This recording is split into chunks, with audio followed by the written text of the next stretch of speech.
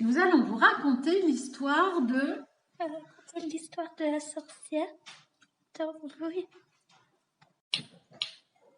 La sorcière Tambouille habite dans une petite maison et la sorcière Tambouille adore cuisiner.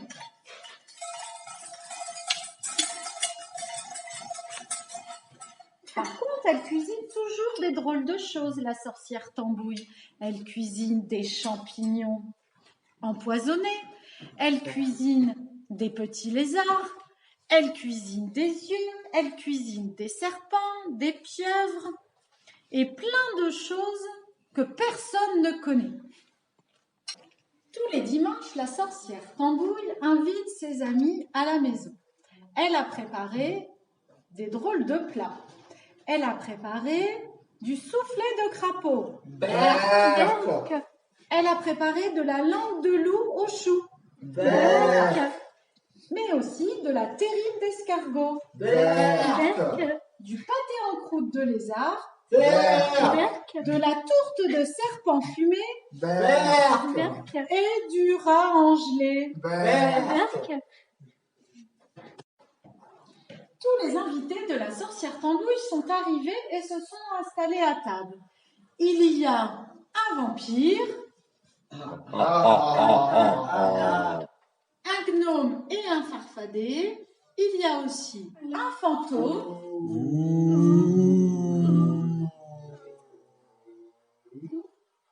et un squelette. Mais la sorcière Tambouille n'est pas contente du tout. Elle n'est pas contente parce que les invités se tiennent mal à table et mangent comme des cochons. Tous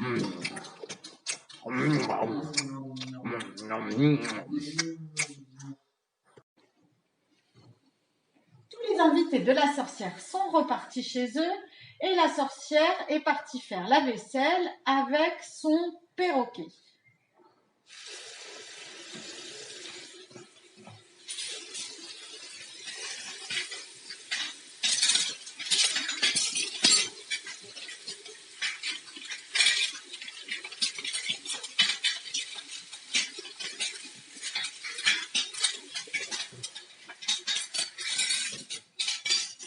Mais la sorcière est toujours en colère. Ses invités ne l'ont même pas aidé à faire la vaisselle. Elle en a ras-le-bol.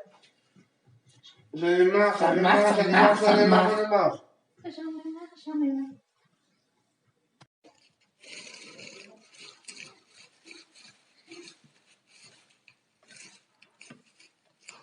Le perroquet de la sorcière a trouvé une petite annonce dans un journal qui pourrait plaire à notre sorcière. La petite annonce parle d'un ogre. Rococo, rococo, rococo. Vas-y, l'ogre qui te faut. L'ogre Rococo a mis dans le journal une petite annonce pour rechercher une dame de compagnie qui sait faire à manger. « Oh, chouette !» dit la sorcière, « cela pourrait me convenir et me changer les idées. Je vais aller le voir. » Notre sorcière Tambouille a préparé sa valise avec tous ses ustensiles de cuisine. Elle a enfourché son balai de sorcière et est partie dans les airs.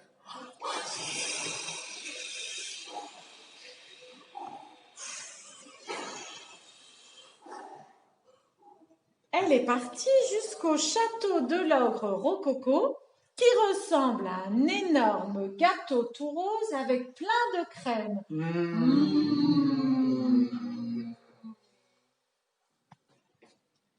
La sorcière Tambouille est enfin arrivée devant la porte d'entrée du château de l'ogre Rococo. Elle tire sur la sonnette.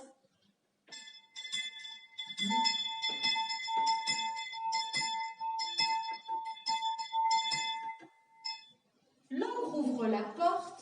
Il est énorme, avec un gros ventre et des grosses jambes. Il n'a pas un air très aimable. Il lui dit « Bonjour. Bonjour ».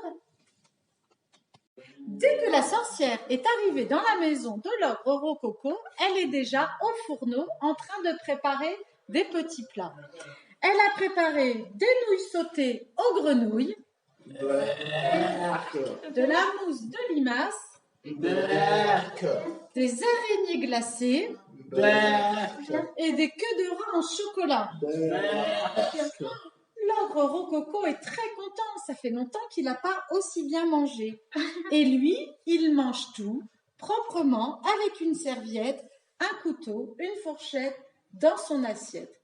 Alors la sorcière Tambouille est contente qu'il mange proprement. Chouette!